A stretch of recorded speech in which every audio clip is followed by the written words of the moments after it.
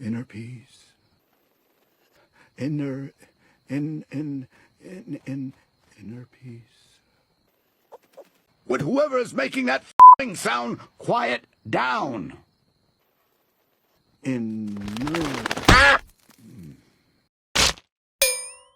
Hello humans, and welcome. I'm Rock99, and today I'm here for you with a new franchise review and a new VTuber my awesome bad sister made for me. Just look how cute I am! This is so kawaii! The franchise we're going to analyze is one of my favorites, and I recently came to know that it is going to receive a new entry in 2024, so I was inspired about making a review on its media. There are more than I remember, to be honest. That's why preparing this review required too much time for my standards. In any case, I'm talking about Fu Panda. It sounds silly and nostalgic, but it is worth talking about it, because this franchise has a lot to praise and also to criticize. So without any further ado, the Kung Fu Panda franchise started in 2008 as a DreamWorks animated movie. It is a martial arts action comedy set in China, and it turned out to be one of the highest-selling movies of the year, reaching a big success not only in Western countries. It is also interesting to know that during production, the animators had to attend a 6-hour Kung Fu class, and that prior to the movie release, DreamWorks made a series of small videos that introduced a little the themes and the setting of the story. It is a 3D animated movie, made exception for the intro, which has been animated with the traditional 2D technique, and that was inspired by Chinese shadow puppetry. Throughout the franchise, 2D will often be used in various occasions, like flashbacks or dreams, for example. The movie is about this panda, Po, who is basically a nerd of Kung Fu, and his biggest dream is to master this martial art and reach the legend status, like the heroes he admires. This is actually a very simple story, as you see Po training and actively pursuing his goal, just like the structure of the hero's journey wants. And the big message behind it all is that it doesn't matter who you are, where you came from, or how you look. If you truly believe that you can make it and you are willing to work hard for it, you can do and be everything you want. A message that I'm pretty sure you have heard or read 1,000 times by now in a lot of other media. But what makes this movie great in itself, it is the way this message is literally embodied by the protagonist. Po is constantly beaten up, both physically and emotionally, from the very beginning. By his father, by his master, his friends, his enemy, and sometimes by himself as well. But as he is going through all of this, it is also immediately clear why, among all the other characters, Po could be the true and only Dragon Warrior. You see him cheering and hyping himself up, and you also see that it is because of the body he received so much shame for that he was the only one who could defeat Tai Lung. Have you noticed that no matter how many times he is beaten up, he is always back on his feet? Po was indeed the only one who could physically stand Tai Lung attacks. In particular, the nerve attacks, with which Tai Lung defeated the Furious 5. If you paid attention, the movie gives you proof of this when Mantis was struggling to find Po's nerves, while he was curing him with acupuncture. Po is not special because he is the Dragon Warrior. What made him special is the fact that he recognized and accepted that it was just fine for him to be himself. So the whole Dragon Warrior thing turns out to be just a title. This is how you make a good movie. Everything that it is shown works together to effectively deliver the message, and if you add this to amazing martial arts fights and hilarious gags and jokes, you obtain one of the best animated movies ever, in my opinion. And let's not forget about Jack Black's performance. Let me tell you something, even if I've always liked this movie, I never really appreciated it until I watched it in its original language. I mean, I'm Italian, so I obviously grew up with the Italian version of the movie. And I do support Italian voice actors, but Jack Black's performance adds so much to Po's character that it is true that such performance couldn't be easily translated or reinterpreted. To be entirely honest though, I prefer the Italian voice for Tigress, not cause it's better than Angelina's, but Francesca Fiorentini has this deep and sharp voice that I think really gives you the idea of how tough Tigress is. You're a disgrace to Kung Fu, and if you have any respect for who we are and what we do, you will be gone by morning. Sei la vergogna del Kung Fu, e se tu avessi il minimo rispetto per chi siamo e quello che facciamo, tu spariresti entro domattina. If I really want to criticize something though, I'd say that it isn't very clear how much time passes between every event, especially if you think about how long it takes to go from the Valley of Peace to Chorgon Prison and back, or how much time Po has trained with Master Shifu, while the Furious Five were on their way to stop Tai Lung. It feels like it all happens in a very short period of time, but sequences like this usually suggest that a long time has passed from when the training started. It is true that this doesn't really affect the movie flows perfectly and you never get bored. It just gets a little confusing if you think about it. A few months after the movie came out, a video game adaptation of Kung Fu Panda was released. And here I have so much to say, not only because I think that these are the best examples of how to make good video games out of a movie, but it is also so interesting to see the differences between each adaptation.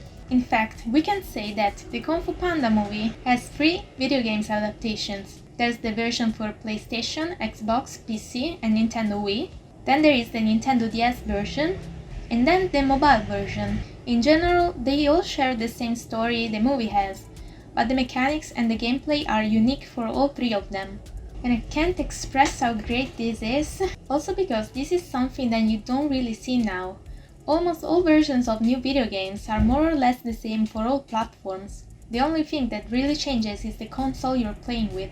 But leaving this topic aside, what's interesting to see here is that each version has changed events or reinterpreted the movie while being faithful to it and while creating a good and satisfying gameplay. And one thing the developers here deserve to be praised for is that they didn't take the movie script and added playable parts here and there between scenes.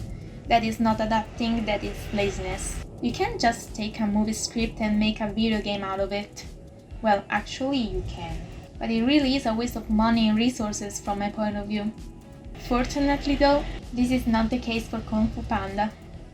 The first version is an action-adventure hack-and-slash game, with a third-person perspective and platform elements. The gameplay basically follows the movie story, but it also has additional dialogues and sequences that enrich the story and Po's character, who here from the beginning has a basic practical knowledge of Kung Fu. It is just so cool to realize that everything new that you see in the game could have made so much sense if it actually was in the movie. Like, for example, it is more than believable for Zhang to be attacked by bandits on his way back to the Jade Palace, or it is believable that Tai Lung had a personal training ground. Here there aren't most of the amazing martial arts fights, but instead you can explore the environments and fight the bandits yourself. The biggest difference from the movie is indeed the fact that there are bandits causing trouble around, especially after Tai Lung escaped from prison.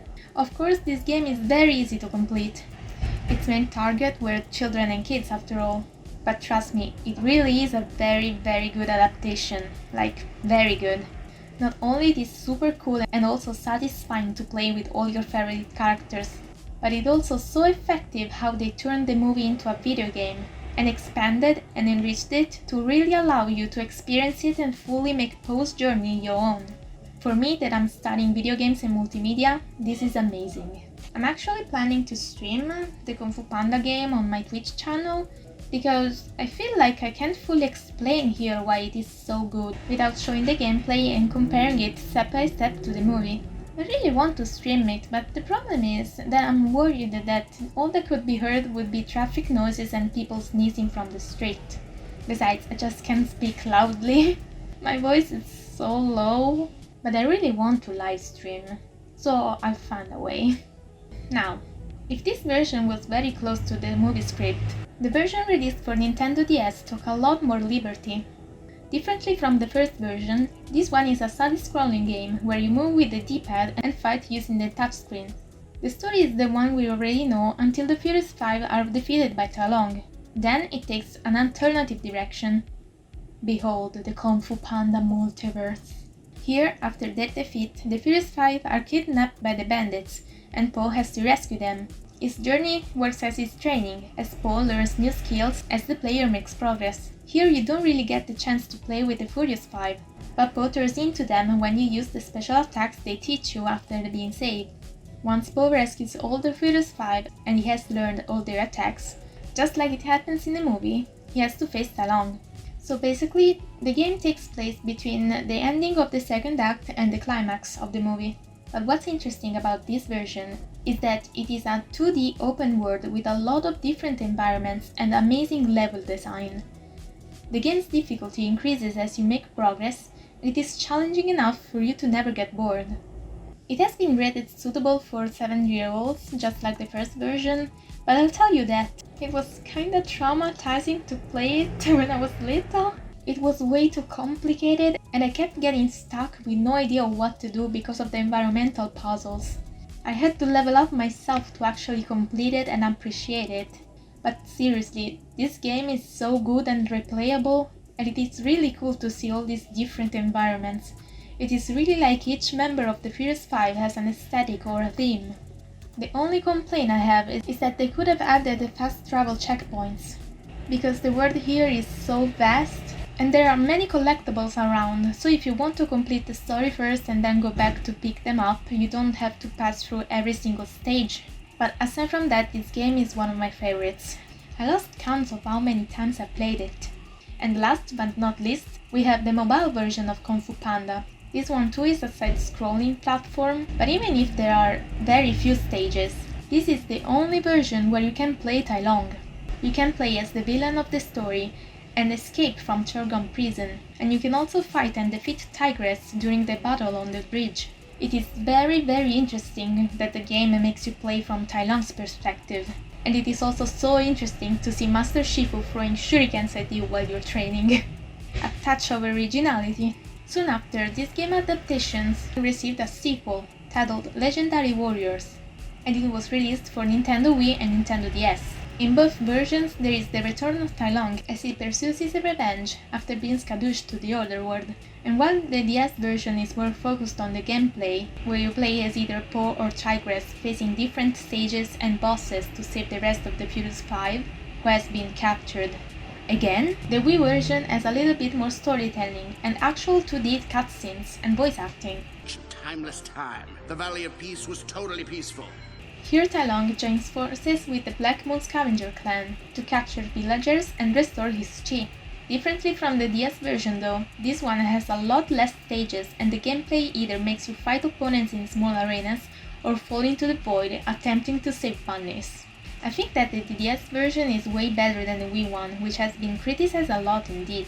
It's not like it adds much to the story we already know, and if you really want to consider it a sequel, it is very repetitive, but it really is entertaining to play. And for real, fighting all those enemies and going through all those stages while playing Tigress is so cool. This one too I played so many times.